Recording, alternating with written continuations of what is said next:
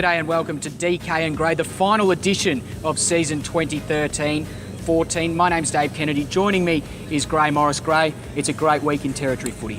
Best week of all in the NT as far as Aussie rules goes, and we've got St Mary's and Wanderers again. And it started on Sunday this week with the Nichols medal, Peter McFarlane, a deserving winner and a real crowd favourite. He is. He's been there many times, normally about 5 or 6 votes. This year he got 19 and he's won it.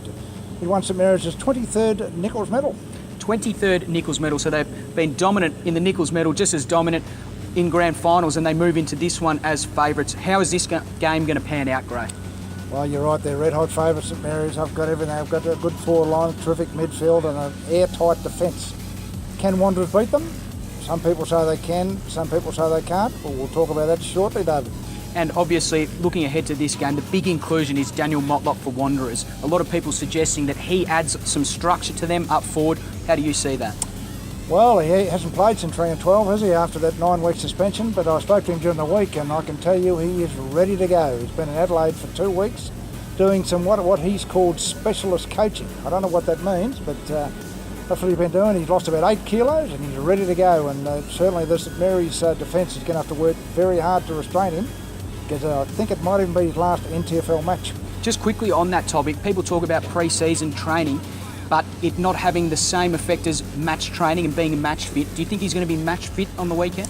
That's the question. That's the question that really very fit, as I said, lost 8 kilos, but whether he can run out 4 quarters and such 4 hard quarters too against a very good St Mary's defence, that's the question. And obviously we talk about that St Mary's defence. So many premiership players, multiple premiership players I might add in that defence. How do they penetrate that? Do you think that they need to kick goals from the midfield?